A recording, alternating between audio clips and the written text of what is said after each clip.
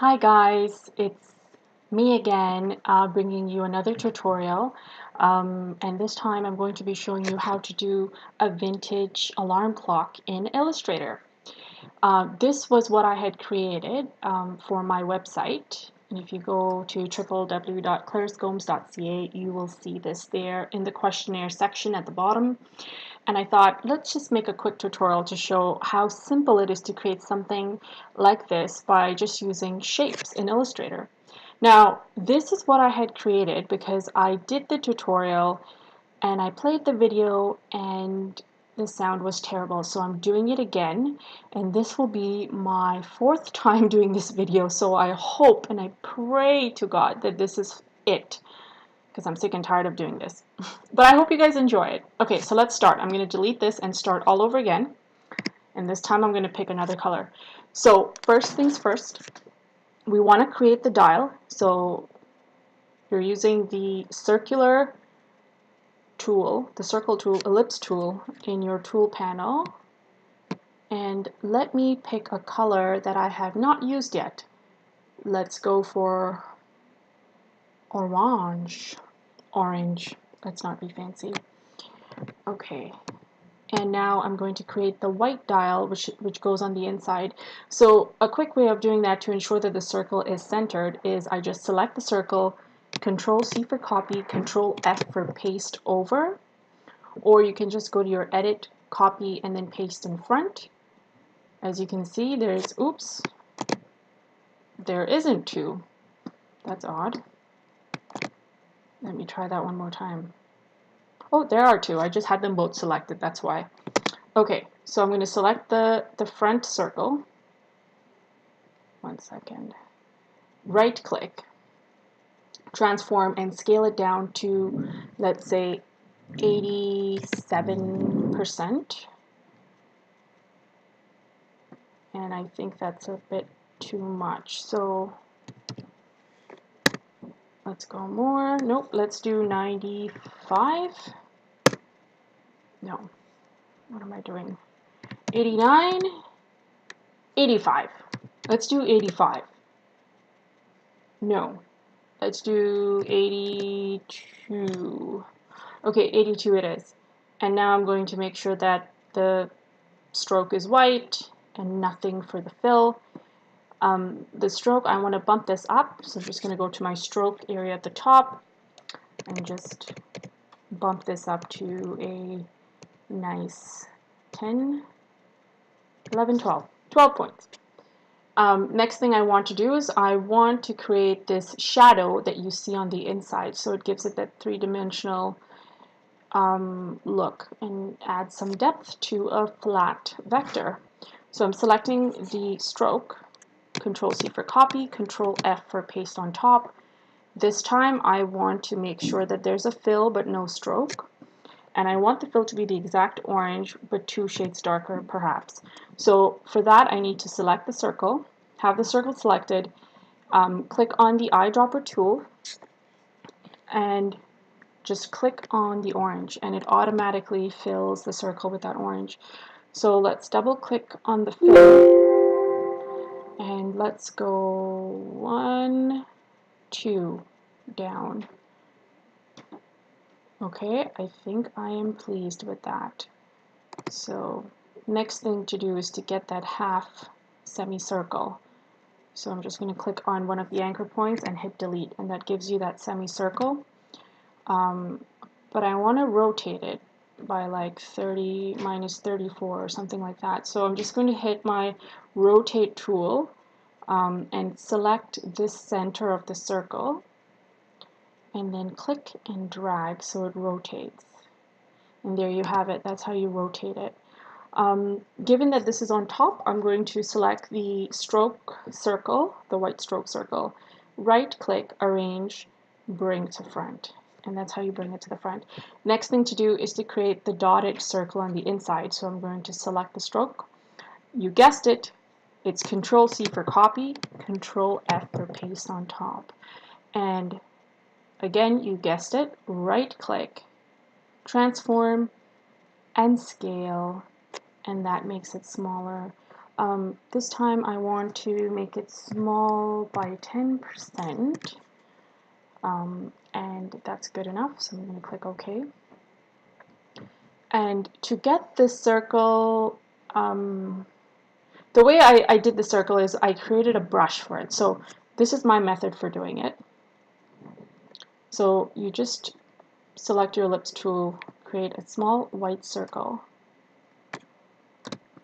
something like that, and then you have your brushes palette open. I've already created twice, as you can see from my other tutorials. So click the circle, drag it in. It should pop, a window like this should pop up. Click on pattern, click OK. And then you can name it whatever you want, dots 3, since it's the third time I'm creating this. And I want there to be space in between, so I'm going to make the spacing 100%. And not stretch to fit, add space to fit, and click OK. Now I'm going to select the inside and just make sure that I select the circles, and there you have it. Now these circles seem a little bigger, so what can I do? I can go smaller in point size or stroke size, and there you go. So I'm happy with that, so I'm just going to leave it at that. And then the next thing I'm going to do is create these little alarm things on top. So again, to do those, you select your ellipse tool, draw a circle, use your eyedropper tool to select the exact same orange. You want to create another little circle for the top. So I'm just going to put that right there, and I want this centered. So using your having both these shapes selected, just go to the top. You should have these alignment options. So just click on horizontal align center, and you're good. Okay, now it's a semicircle again. So what I am going to do is click on that and hit delete. And that gives you that dome-shaped look. And then now I want to create the bottom. So I'm going to select the ellipse tool again, click from edge to edge.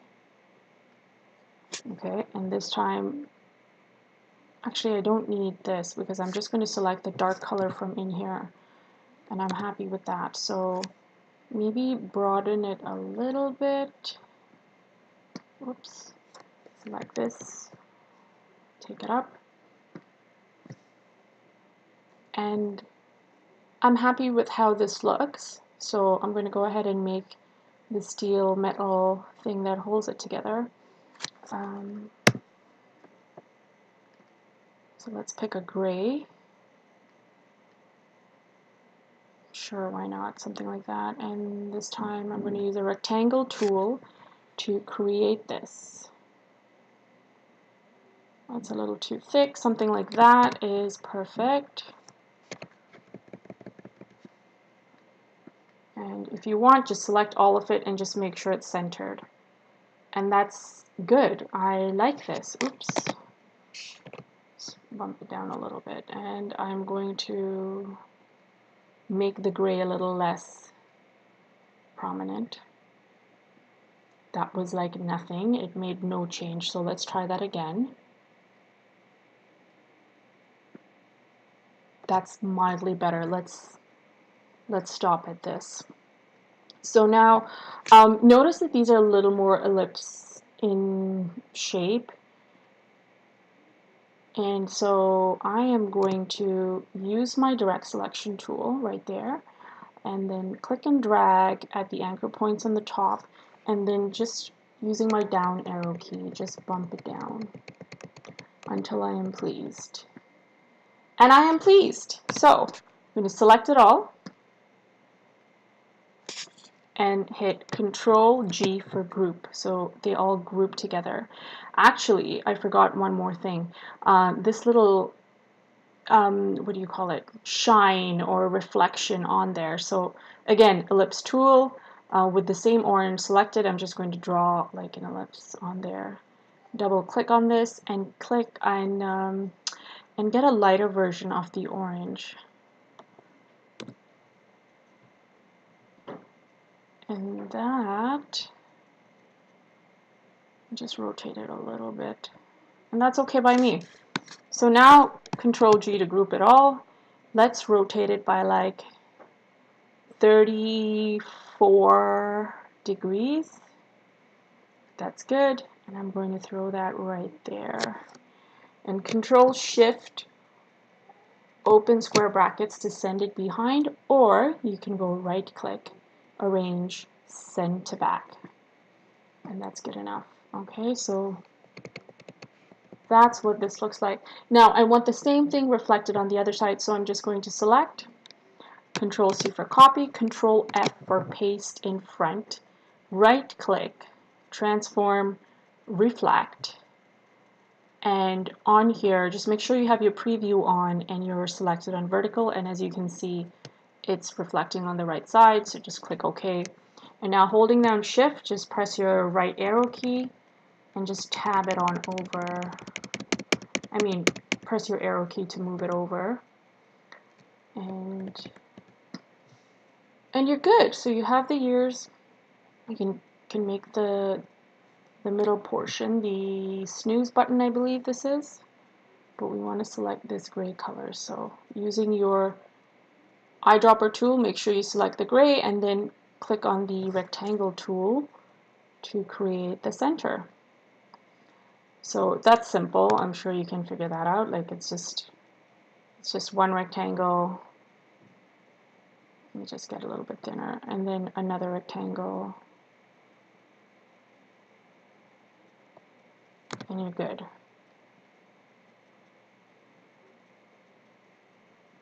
And to center it, you just go up to your alignment options and click on center, and there you go, you have this. So double click select both the shapes, right click, arrange, send to back, and that sends it to the back. And there you have it. This is the top bit of it, just making sure that it's aligned. Yep, it is aligned, and that's good enough for me. Next, I want to create the legs. Again, these are fairly simple. I'm going to show you. Using your rectangle tool, just create a rectangle. And then you select your left anchor point and just tab it over, not tab, sorry. I keep saying tab. Use the right arrow key to just move it in by 5. Then select your bottom right hand anchor and move it in by 5. And there you go, you have like a little bit of a leg, alarm clock leg looking thing. Then using your ellipse tool, just obviously create a circle. Something fairly small like that. And now it's not aligned. So again, select both the shapes, and as simple as clicking a button, you have them aligned and you're good to go. So I select both the shapes and I go Control G to group them together. And now once again, I want to have this selected and rotated by about 34 degrees. Am I getting a 34? No, I'm not getting a 34. You know what? Easier way to do it. Right click, transform, rotate, and you should get an option box like this, and just click on 34.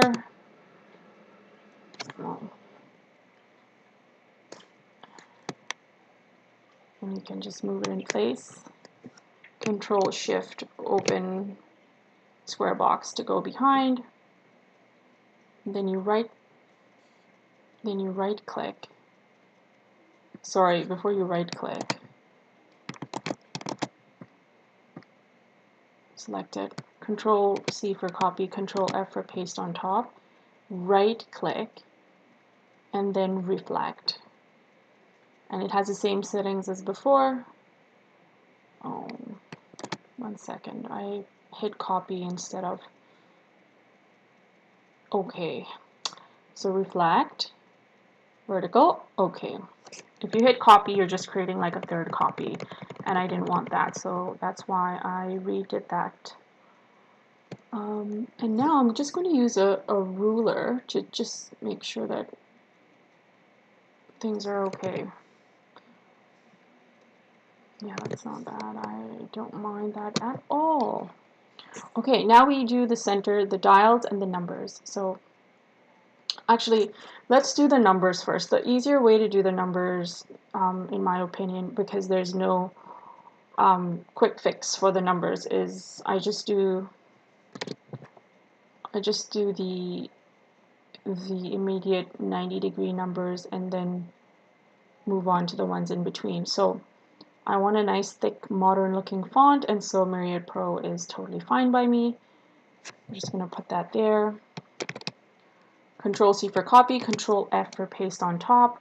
Holding my shift button and pressing my down arrow key to move this down faster. And then I'm going to make a 6. Control C for copy, Control F for paste in front.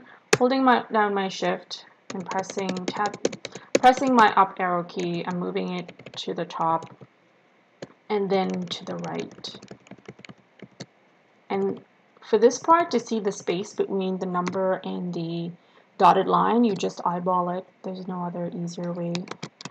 Control C for copy, Control F for paste in front, and then tabbing it on over to the left to make a 9. All right, so then you can just copy paste and sort of position your other numbers. So really quickly, 9, 10,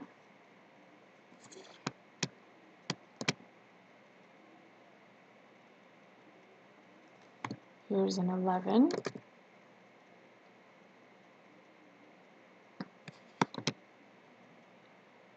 here's a 7,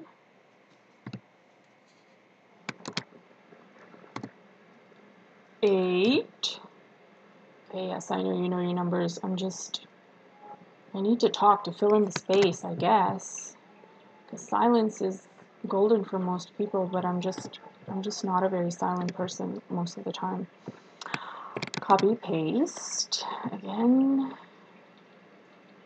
This time I make a 2.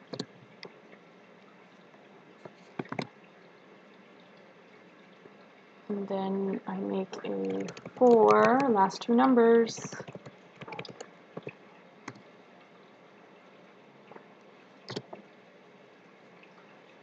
And the very last number, oops.